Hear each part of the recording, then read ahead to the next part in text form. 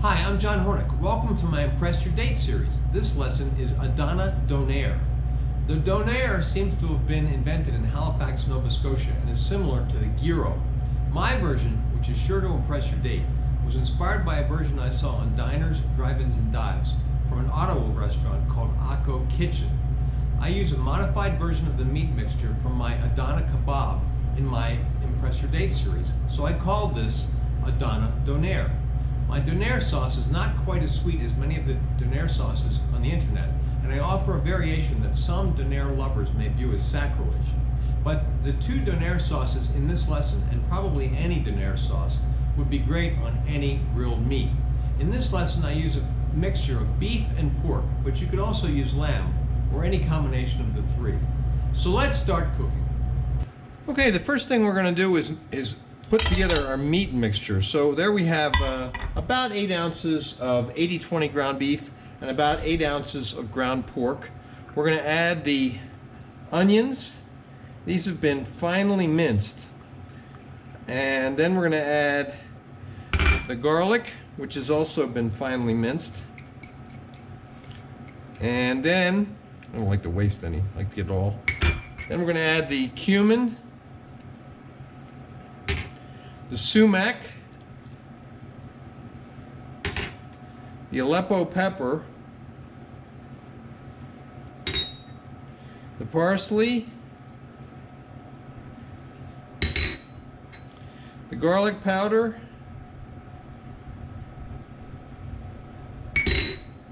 the onion powder, the harissa. Try to get all of that out of the little bowl here. And then we're going to add a little bit of kosher salt. How much? I'd say probably about half a teaspoon. You can always add more later. All right, now we're going to mix that up.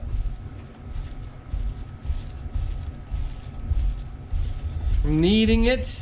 I want to get it to be pasty, very well mixed, and all of the ingredients in the mix, not in the bowl. And I want the meat to kind of not be in its ground form anymore. I want it to be really like a paste, really well mixed together. So we're going to knead it a bit like you were kneading bread.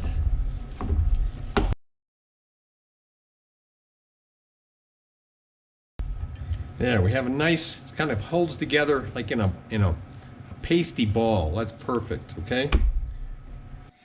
Okay, now I have a sheet pan here lined with a silpat mat. You could line it with wax paper instead. Then we're going to turn the meat out onto the to the pan. Then I want to press it out into the pan a bit, spread it around.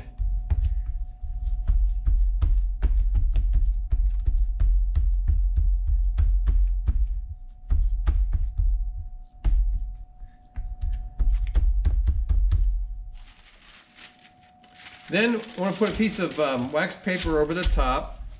Then we want to roll this out. And I want it to be only about 1/4 of an inch thick. Okay?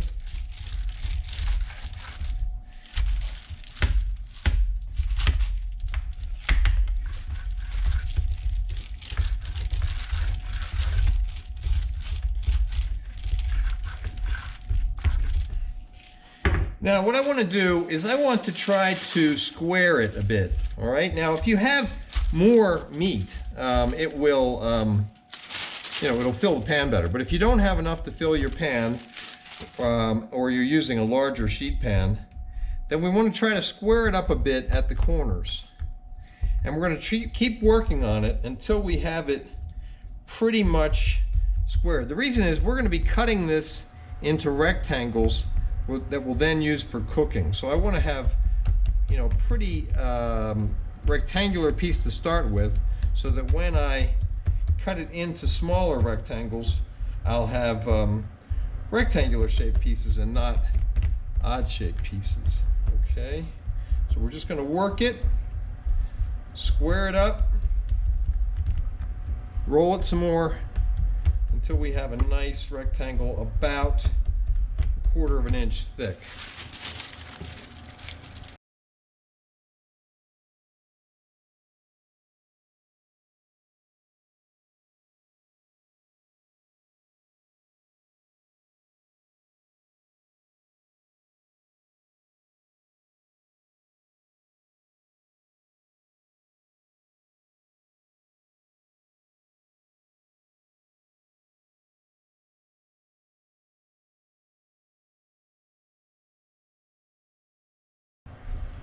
Okay, there we go. We have it rolled out nicely. It's about 1/4 of an inch thick. It's pretty uniformly rectangular around the edges. Now what we're going to do is we're going to cover that. Either use a plastic cover for the pan, or you could use some plastic wrap. And we're going to chill that for at least an hour. I think 2 or 3 hours would be better. Get it nice and firm, but you could do it overnight as well. All right, now we're going to make our Donair sauce, and my sauce is a little bit different from a lot of the ones that are on the internet. Some of them call for sweetened condensed milk and no sugar. Some others call for evaporated milk and add sugar. I'm actually going to use both, and I'm going to use evaporated milk and sweetened condensed milk. And the reason I'm doing it this way is because I think, for me at least, the recipes that are made just with sweetened condensed milk are too sweet. So by using some half of sweetened condensed milk and half of the evaporated milk, it cuts down on the sweetness. So we're going to add the sweetened condensed milk to our bowl, and it's pretty thick stuff. I want to try to get as much of it out of this measuring cup as I can. I don't like to waste any, and also it's hard to get. It doesn't pour out all on its own. It needs a little help because it's so thick. Okay, and then we want to add the evaporated milk. Okay, and then we're going to add the garlic powder. Now, a lot of the recipes I've seen call for like 1/2 teaspoon of garlic powder. I use 1 to 2 teaspoons, and so if you like a lot of garlic, use 2 teaspoons. If you like less, use 1 teaspoon. You could even use less than 1 teaspoon if you want to. I like a lot of garlic. I don't think you can have too much garlic. So I'm going to use 2 teaspoons of garlic powder. And what we want to do is stir that up. Get that well mixed. Press it against the side of the, press your spoon against the side of the bowl to break up any little lumps of the garlic powder.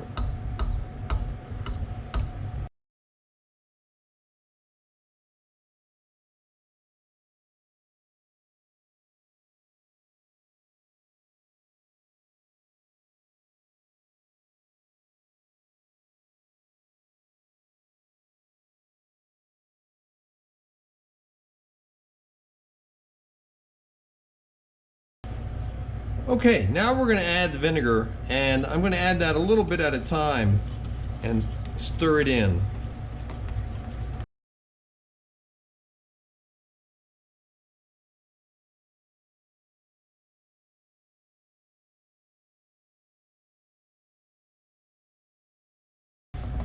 Now, as you can probably see, the sauce is thickening up with that vinegar as it's being stirred in. All right, now I'm going to stir in the rest of it. Well, actually, I'll do it in two more addings.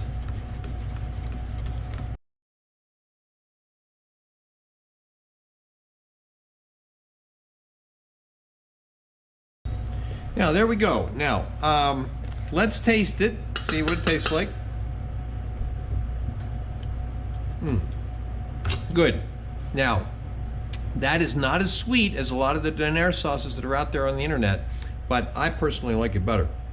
The other thing I like about doing it with half evaporated milk and half sweetened condensed milk is that the sauce isn't as thick as if you make it with just the sweetened condensed milk. All right, now we're going to do something that will freak out traditional Donair purists. I've split the sauce that I made in this bowl, I've split it into 2 bowls. So I've got half of it in this bowl, half of it in this bowl. Now what we're going to do is we're going to add mustard to 1/2 of it. All right, now I'm using French's yellow mustard. I'm putting in probably about, I'd say about 1/4 of a cup. And what I'm going to do is I'm going to use both of these mustards. I'm sorry, both of these sauces. One of them will be the more traditional Donair sauce, and the other one will be kind of mustardy. All right. So I've added a total about of 1/4 cup. Now, you know, something else you could do. You could add sriracha instead of mustard. So let your imagination be your guide. But you know, the sauce does not have to be according to the traditional recipes. Although, as I said, that will freak out the purists. Let's taste it. Nice. The mustardy taste is just coming through. Okay, now we're going to mix the vegetables that we're going to use as a topping on the Adana Donair. I have some thinly sliced red onions here, and I also have some thinly sliced julienned cucumber here. Have some pickled vegetables. My wife made these pickled vegetables. She's got a whole combination of things: cauliflower, garlic, daikon, celery. I just took some of that, chopped it up, and you know, you can get all kinds of pickled vegetables in the store. Now for a green, you could use lettuce, you could use arugula. Lettuce is the traditional thing that's used with a donair, but I'm doing it a little bit differently today. I'm using some chopped up napa cabbage and also some chopped up bok choy. Okay, you could use arugula, you could use lettuce, you could use any mixture of these greens. Okay, then I have some freshly chopped tomatoes here. Now these are freshly chopped cherry tomatoes, and I found this package that had little red ones and some yellow ones, and also some they were like kind of purple ones. And so I've got a mixture of those here that I've chopped up. You could use any tomatoes, chop them up, or you could use roasted tomatoes or sun-dried tomatoes, or a combination of all those things. All right, so now what we're going to do is we're going to put these into all of this into a bowl and toss it with a little bit of balsamic vinegar. All right, we're going to get everything into the bowl.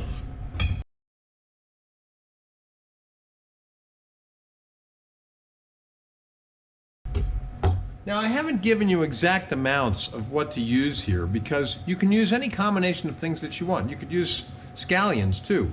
And so you're going to need to look at how much you need, right? This is I'm making for 2 tonight, so I've enough here to top 2 of the Adana Donairs.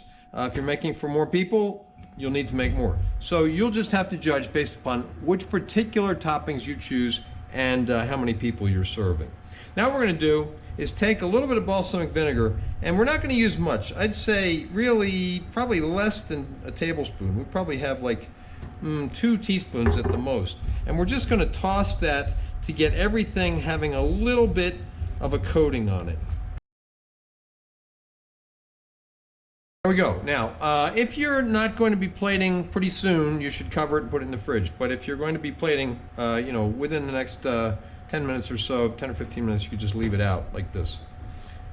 Okay, now let's cut our beef into portions, and we're going to cut them to be about, I'd say they're about 3 inches wide.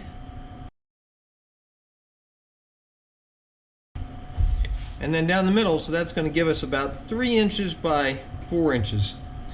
It might be more like 5 inches. Okay, so what we're going for is these rectangular pieces, okay? Okay, now we're going to cook our patties. So I've got some olive oil here in the pan. I'm going to bring this up, get the oil hot, medium heat. Okay, our oil is hot. How do we know? You either might see just start to see whiffs of smoke. You can see the oil is shimmering, and also it will start to retreat from the center of the pan. So we're going to cook these in batches, and they're not going to take long because they're so thin.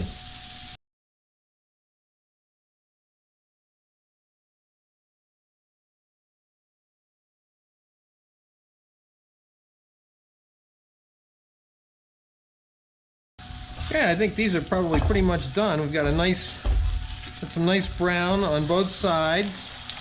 Okay, I'm going to take these out of the pan and keep them warm until we are ready to plate. All right, it's time to plate. First, we're going to take some of our sauce and put it on the pita. I'm going to use both of them. And you know, I'm doing it in opposite directions for artistic reasons, but you're not going to see them after you put everything on there. Then we're going to put about 3 or 4 of the pieces of meat on the pita, depending on how big they are and how hungry you are. All right, then we're going to put the topping on it, the vegetables, all right? Be generous with those, okay? Remember, this is a meal, all right? Then we're going to put the sauces on the top as well, okay? And you can be as generous with those as you like. And I'm doing in the cross pattern again so that it's a little bit more attractive. All right, there we go. That is the conclusion of Adana Donair. You can see photos of the final dish at my Instagram, which is at Chef's Apprentice, Cook Like a Pro. Please remember to subscribe to my channel and have a great date.